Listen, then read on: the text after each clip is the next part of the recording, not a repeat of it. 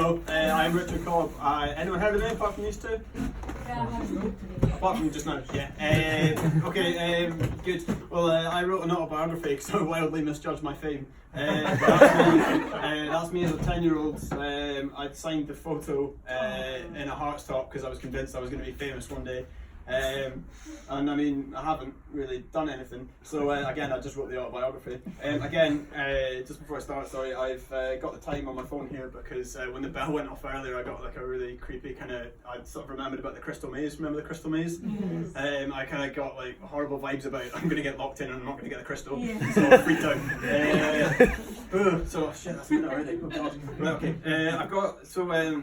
Luckily Amazon, sorry, oh god I said that in an independent bookshop, that's terrible. Right, they delivered my book today, so I'm going to read out some extracts. This is the first I've kind of seen of it today, so apart from when I wrote it.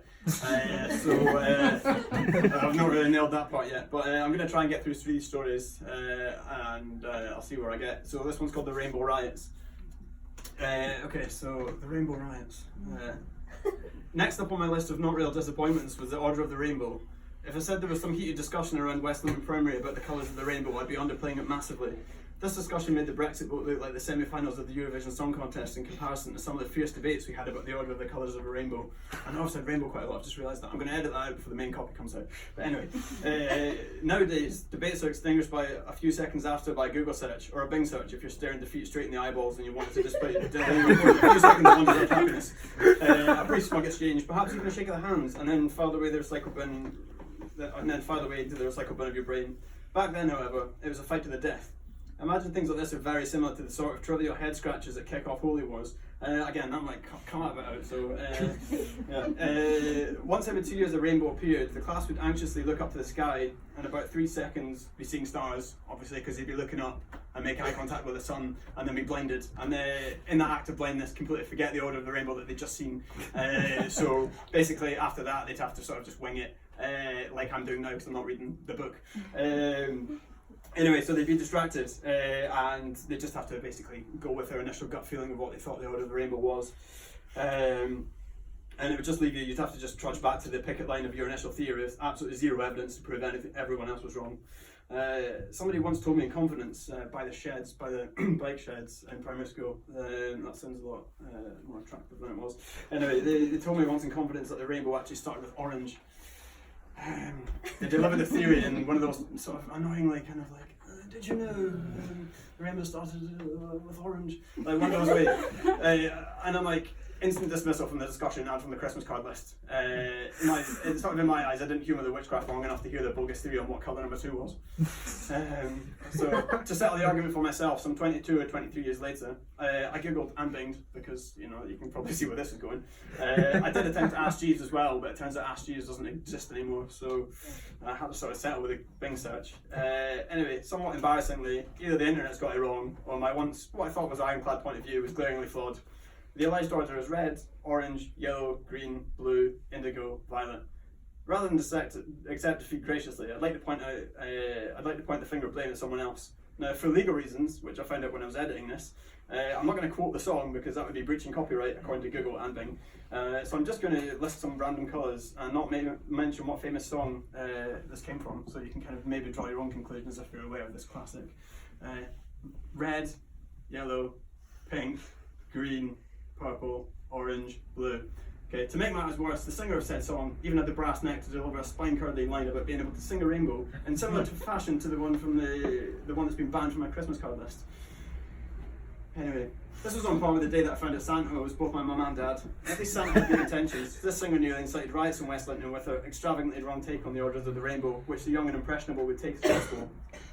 The sound engineer, her manager, her parents, someone could have had the decency to politely tell her that she should probably double check the order of the rainbow before she recorded the song. Otherwise it would cause some people real embarrassment further down the line when the internet gets invented and one young, easily influenced boy from the small village of West London in Scotland who didn't like being wrong would only find out at the prime age of 29 years old that he'd been wrong all these years, and it would only come to light when he was, let's say, writing a book about himself, which had initially only been a filler to fill a train journey, and then it ended up in a full-blown breakdown. Anyway, sorry to bust your bubble, Peggy Lee. I've named her now, so the super injunction's been lifted. Sorry to bust your bubble, Peggy Lee. The super injunction again has been lifted, but you can't You can't claim to know the order of a rainbow if you're just making it up. If you're just naming random colours, you don't know how to sing a rainbow. So basically, I'm fine with this, by the way. I'm fine, I've accepted it now.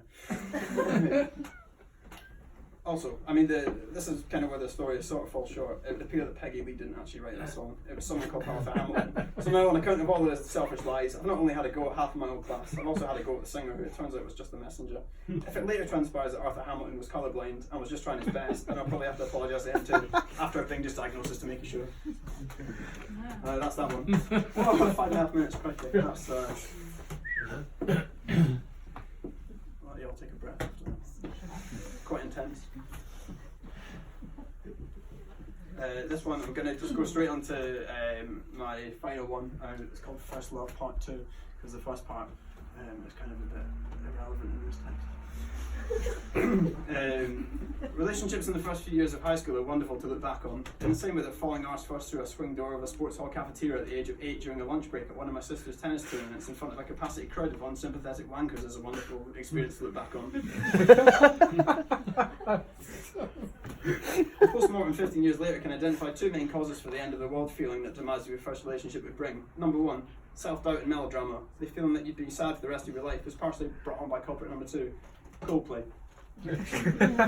Coldplay were the pioneers of a sad song back then. Trouble, The Scientist, and Fix You made even R.E.M. look like the Village People. I don't mind Coldplay, but they definitely made the end of a 4-week relationship feel like the end of a Notebook or full weddings and a funeral. If there was no weddings, just one massive self-indulgent funeral with only the victim in attendance. High school was basically just one enormous pantomime. Obviously, at the time, heartbreak can feel 1,000 times worse, and it can understandably be a hard one to take. It just seems so laughable now when I think about it, as I'm struggling to find anything remotely romantic about a first, and coincidentally, yet unsurprisingly, last date. The big date consisted of a 40-minute round trip by foot to the Scotmid on a Saturday afternoon. What I did then was, we got to the doors of the Scotmid, that's what I live in now, and I hadn't thought this part through really. I just thought I got the pick and mix section, nice and romantic. So treated her to a pick and I say treated her. Basically, I made her pay for her own £3 pick and mix. So after we got that, we ended up hot footing it down the road, sugar off our tits. But seriously, struggling in the art of conversation when it came to talking about anything other than the familiar texture of 4p strawberries or cola bottles. Maybe things would have worked out differently if I paid for a pick and mix back then. But clearly, I must have sensed all was not well. And I wasn't prepared to get burned for a £3 and more expensive repeat of a now infamous Spice Girls necklace, which is in part 1, so sorry to ruin that for you if you get around to it. I mean, in reflection, it was an absolute masterstroke. £3 I saved would have just been enough to buy Coldplay's new single Trouble, every silver lining. I had another short-lived endeavour a couple of months later. Rather cleverly, I'd set the benchmark so impossibly low that time that next this couldn't have got any worse. Well, sort of. I mean, by all accounts, this had a slightly longer shelf life, but as you'll quickly learn, in some cases that's not necessarily a good thing. For her birthday, I opted against Julie after I was still mentally limping from the drain incident. After much discussion, we somewhat democratically decided with my £10 budget, which, before you all laugh, I got paid £8 a week for delivering papers, so that's excessive. I'd get her a Samantha Mumba CD from Sclater's. Sclater's was a shop that sold pipes, light bulbs, floor tiles, paint, hammers, and for some reason CDs. It also carried a name which, to be fair to word processor, even I would underline with an aggressive red line, because it looks wrong no matter how accurate the spelling is. Anyway, so I got her that CD, wrapped it up. Not sure why I bothered with this part, to be honest, when she was fully aware of what it was, and the paper took me over my strict £10 budget. Anyway, she was happy enough as someone that receives a Samantha Mumba CD could be. The next day she told me that her dad didn't approve of me because she felt that by getting her a CD I was taking things too seriously and I was moving far too fast. 3 months or so in, we hadn't even kissed, barely made eye contact, and no one had really, and we'd only recently graduated from the awkwardly holding hand stage in proceedings, but as soon as the CD exchanges hands, it's off to the confident, don't pass go. Right, this would be ideal in the narrative to shoehorn in a Samantha Mumba song, but as we've already established, that's copyright, so I can't. Things didn't really last that long after that, partly through fear of mysterious ninja assassin dad, who I'd never met, but I just got that kind of vibe off him, and partly because things sort of just ran their course, as mostly early in high school relationships do. Last I heard, she left school quite early and had a child, which on listening back to Samantha Mumba, for research purposes, as the guy from Who would say, the singer strongly advised against both of those scenarios in her smash hit single Body to Body. Her dad probably wouldn't appreciate the butterfly effect irony of confiscating. Try that again. Oh, I've got like 10 seconds. Her dad probably wouldn't appreciate the butterfly effect irony of confiscating that Samantha Mumba CD, and that's the end of that.